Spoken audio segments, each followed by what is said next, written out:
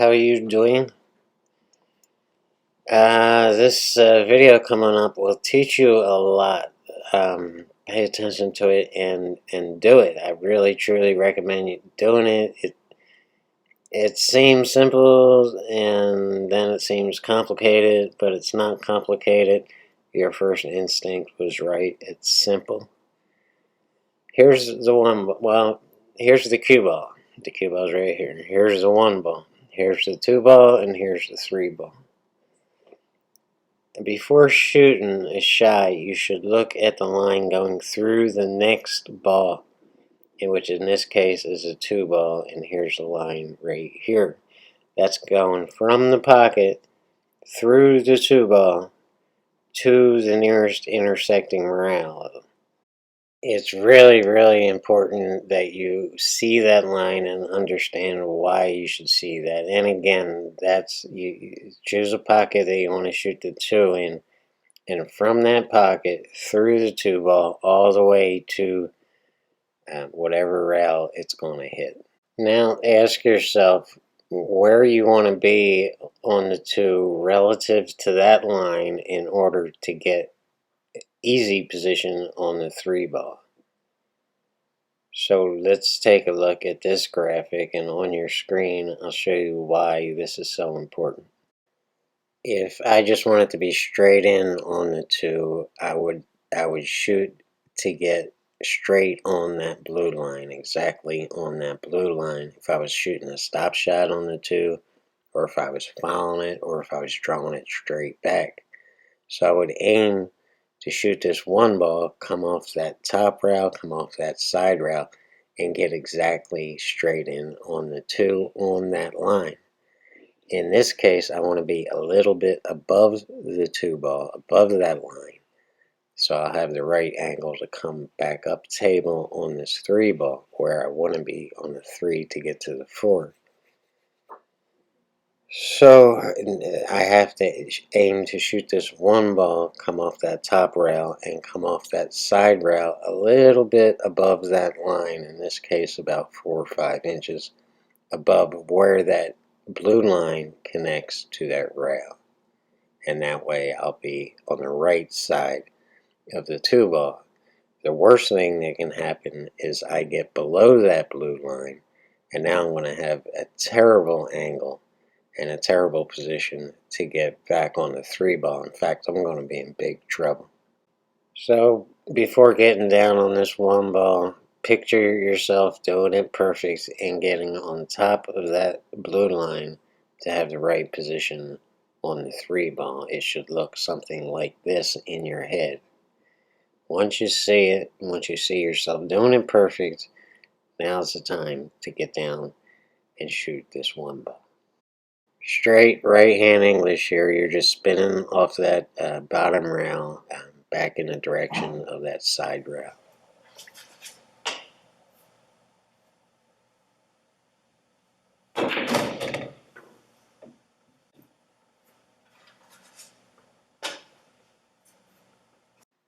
I would have liked to been closer to the two ball, but it's really not about distance. It's all about angles, and we can make this two ball in our sleep all day and get perfect on the three.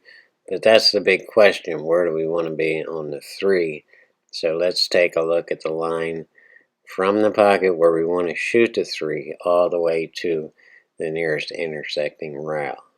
For my particular game, I want to be under that line. If we're looking straight down the shot on the three ball, I want to be on the left-hand side of that line because I want to come back to center, a little past center table when I shoot this three, and that'll make it easy to get from the 4 to the 5. I don't want to get too far ahead of you.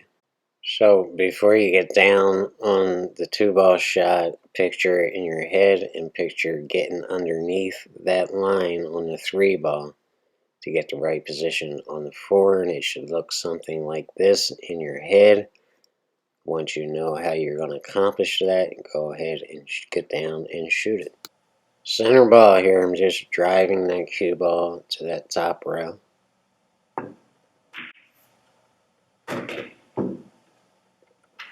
That 7 ball is really getting in the game and eliminating a lot of our options here. But before we get to that, let's take a look at the line through the following ball, which would be on the 4 ball. And once we look at that, we just determine where, relative to that line, we want to put the cue ball to get on the right position on the 4 to get back on the 5. If we get under that line, we're going to be on the wrong side of the 4 ball. So we need to get on top of that line, and we need to shoot for center table, but even going past center table, just for a little bit insurance, to go 2 or 3 rounds back on the 5 ball. So take a second, and before you shoot this 3 ball, see yourself doing it and doing it perfect. I mean, absolutely perfect. And before you get down on the shot and shoot it. Just top here, no right, no left, just top. You need enough momentum to get back down table.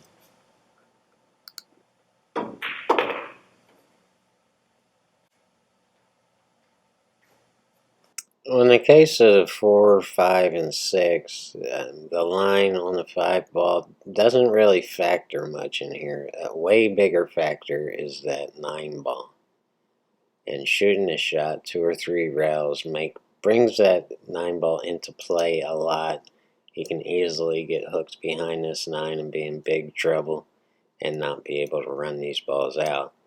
So you have to decide if you want to come up under before that 9 ball or after that 9 ball. And in my case, I want to bring it down lower and after the 9 ball, right about where the cue ball is now.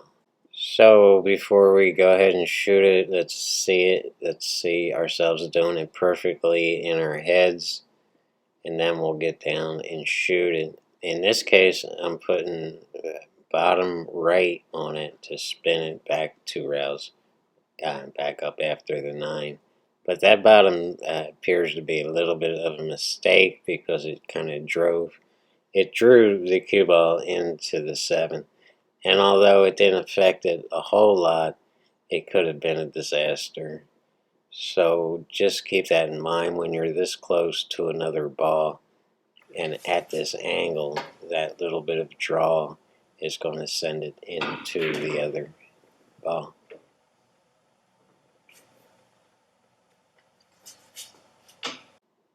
You know the drill by now. Where's the line going from the pocket that we're going to shoot the 6 at all the way back to the intersecting rail, and here's where it is. And we have a good angle on the 5 to get pretty darn close to that line. So all we're going to have to do is roll up on it and try to get straight in. Now notice that the line doesn't intersect where the cue ball is going to hit that bottom rail. So we're going to have to roll up a little bit further than we normally would to try to get on that line and straight in on the 6. That's a little bit dangerous. You could take the angle on the 6 to draw off the 6 and try to get it straight in on the 7. But I just don't like that idea in this case. Now it's time to use your imagination and picture yourself doing it. Straight top here, you're just rolling up and trying to get on that line, and it's not absolutely necessary to get on that line, so don't sweat it if you don't. And all that's left to do is to get down and do it.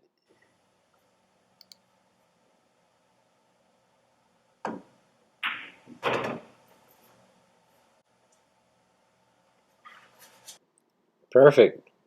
This one's a little bit touchy. We're just putting just a hair atop English on this. So let's take a look at the line through the 7 ball and figure out where we need to be on that line. I'd like to get straight in, but if we come up a little bit short or a little bit long, I mean just a little bit, don't go too long on the 7, you're going to be in big trouble.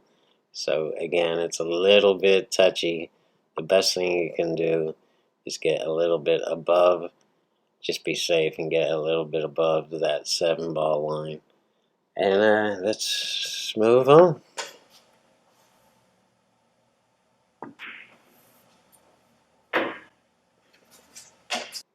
little bit high, but I'm on the right side of the 7, so it shouldn't be too much of a problem to get on the 8. Let's take a look at the line on the 8 ball.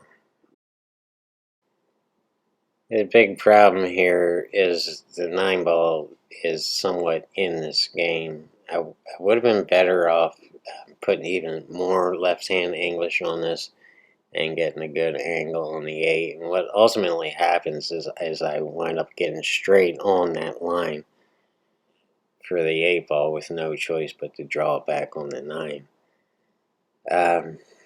Yeah, I would have been better off staying up under that 8 ball line a little more on the right hand side of the table, and I would have had a great angle to get back on the 9. But I mean, this is what we do. We make mistakes, and we make mental notes of those mistakes, and we try to never do them again. So just keep a note of it. Let's take a look at this shot before we shoot it in our imagination and before we get down on it. And then when we decide it's the right thing to do and everything looks good, go ahead and get down and shoot it.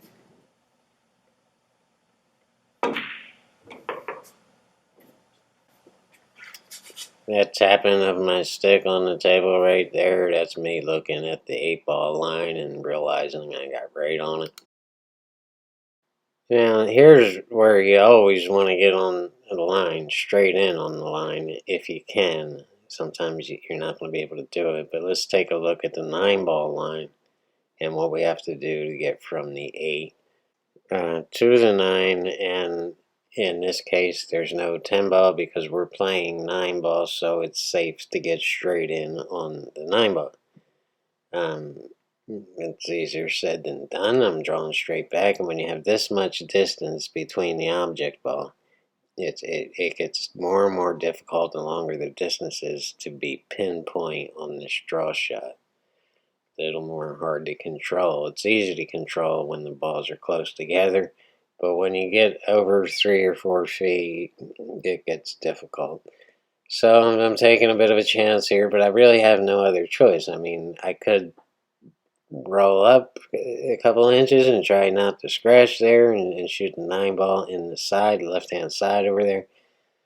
But I don't like that. I'm drawing straight back, so here we go.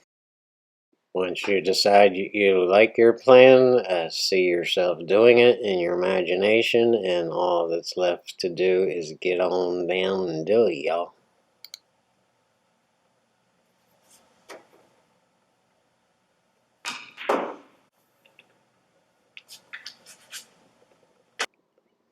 Oops. Well, that's certainly not on the 9 ball line, is it? And we drew back way too far. It's okay, everybody does it. Just keep your, well, Josh Filler doesn't do it, but everybody else does it.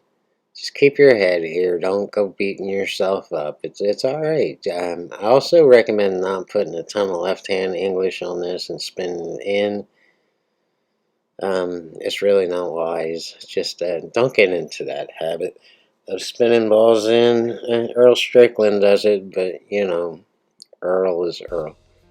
Just center ball here. Just cinch the shot. Just make the shot lining up right, and then you don't have to worry about deflection and all that crap. So see yourself doing it. You see yourself doing it. Once you're happy with seeing yourself doing it, go ahead and get down and do it, Scooby. Just do it. Thanks for coming by, guys and gal. We have a female with us named Roseanne. Thank you, Roseanne, for watching my videos. I really do appreciate your support. I appreciate all you guys' support, every one of you.